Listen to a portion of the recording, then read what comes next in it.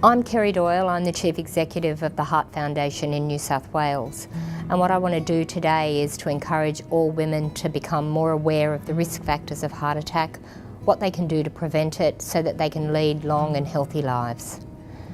Something that many people don't realise is that heart disease is in fact the #1 killer of women in our country.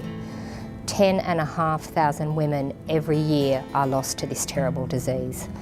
So what I'm doing is calling on all women to understand the risk factors, to take control of some of those things, to see their GP, and to make those changes that will allow them to live a long and healthy life. Now I just want to talk a little bit about the fact that heart disease often affects women in a different way than it affects men. Around 40% of women will experience what we think of as atypical symptoms of heart attack. That is, they won't have that crushing chest pain, the most classic symptom associated with heart disease. What they might feel is tiredness, nausea, dizziness, breathlessness, or back pain. And they'll misrecognise this in many cases. For some women, in fact, the first symptom of heart disease is the heart attack itself. And sadly, about 50% of these women will not make it to hospital. They won't ring 000 when they experience the symptoms because they don't appreciate the symptoms for what they are.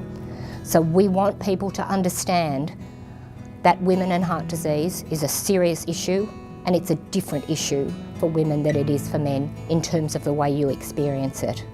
One further thing that I want to stress is that for women, some of the risk factors, for example cholesterol patterns, are actually more significant a risk of heart disease for them than it is for men. And as you reach postmenopausal period in your lives, the risk of heart disease goes up.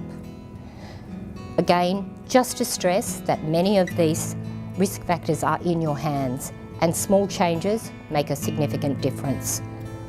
Less and better, healthier oils, smaller amounts of salt, increase your physical activity, just do it incrementally. So what I just want to say to people is see your GP, get those risk factors checked, understand the things that you can change, and take those under your own control. Small changes can make such a significant difference.